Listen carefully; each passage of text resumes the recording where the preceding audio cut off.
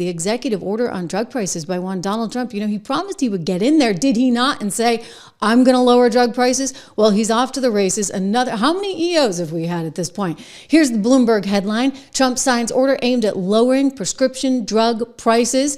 Bloomberg writing that. You have Fox as well pointing out that all these soaring Medicare prescription drug prices are being targeted in Donald Trump's new executive order. So that's pretty good. And you've got, the right and the left kind of agreeing, okay, he's going after pricing. I read through the executive order, the entire thing, because, this is what I do in my downtime, guys. And I read through it because this is really important. And I think there's a lot in there. And some of it is terrific. And some of it is sort of, a starting point. And I think the bottom line is, again, I say this, I mean this, like he wants to tackle this, and he wants to find ways to get drug prices lower. So I come back to innovation, right? Because innovation is everything in this economy. And we want innovation as far as the big pharma goes, because what does that mean? Lower prices, lower prices, lower prices. Well, who does not want any innovation? Some members of our political circle. And this came to my attention. I keep track of Letitia James. You may know that if you watch the show. And Letitia James is facing all kinds of troubles, right? The mortgage allegations, etc.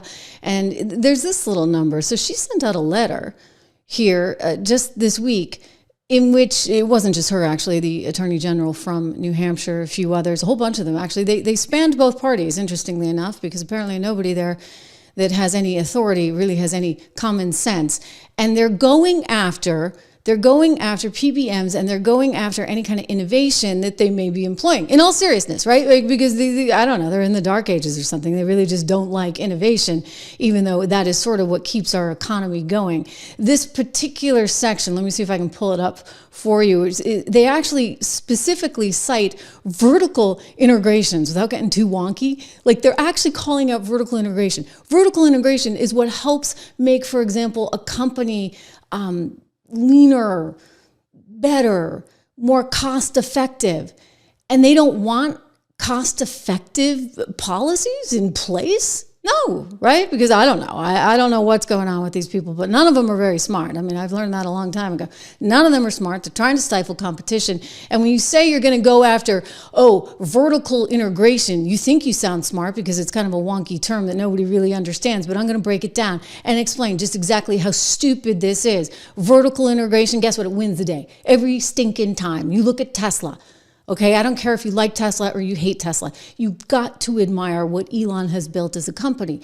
And what has he done? He's integrated all over the place, right? That's a company that has its own chips. It's got its own software batteries. It's got its own darn showrooms, right? They don't have to go through the whole dealership system. What does that do? It lowers the cost. Yes, it helps their margins, but it lowers the cost, making them more competitive, because competition is actually a good thing. Letitia, hate to break it to you. All right, vertical integration wins the day every single time. I was looking at some research on this.